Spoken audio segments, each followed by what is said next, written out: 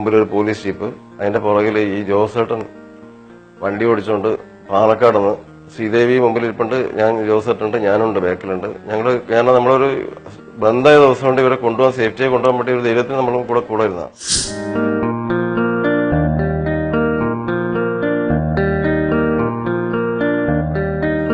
നമസ്കാരം, ഞാൻ 7 Hours മോഹൻ.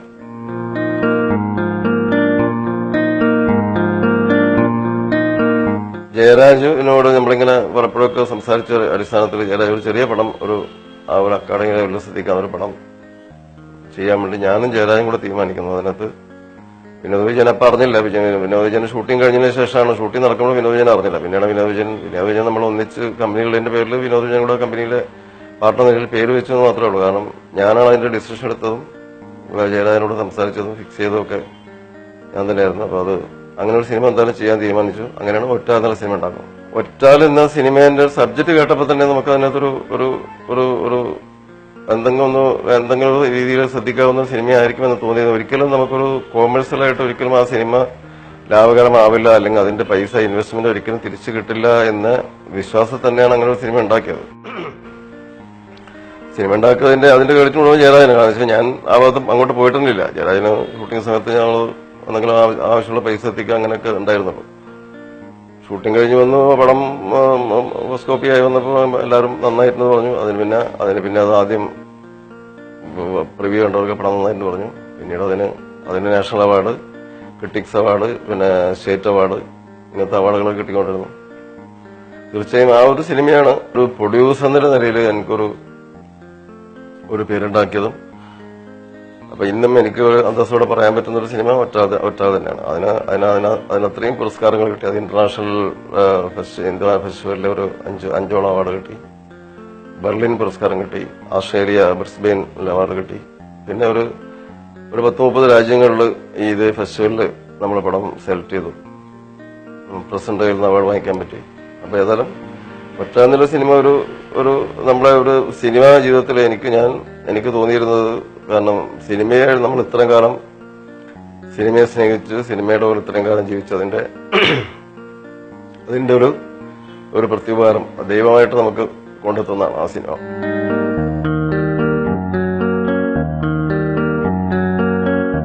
ദേവരാഗം എന്ന സിനിമ ഷൂട്ടിംഗ് സമയത്ത് നമ്മളന്നൊരു ബന്ദ് ദിവസം ഷൂട്ട് ചെയ്യേണ്ടി വന്നു. അതായത് പാലക്കാടിന് കുറച്ചകത്തൊരു അഗ്രഹത്തിലെ ഷൂട്ടിങ്.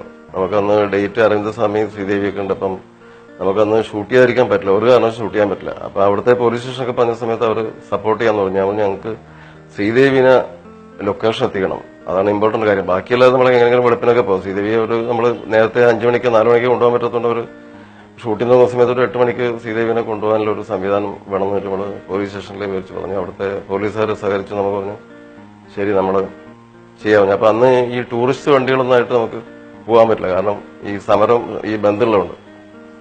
അന്നൊരു ജോസേട്ടൻ എന്നൊരാള് ജോസേട്ടന്റെ മകള് എന്ന സിനിമയിൽ അഭിനയിച്ചുകൊണ്ടിരുന്നതാണ്. തൃശ്ശൂരിലെ ഒരാളാണ് ജോസേട്ടൻ ഒരു പ്രീമിയർ പത്മിനിയാണെന്ന് തോന്നുന്നു. അങ്ങനത്തെ ഒരു വണ്ടിയിലാണ് ജോസേട്ടന്റെ പ്രൈവറ്റ് വണ്ടി, ആ വണ്ടിയെ വന്നത്.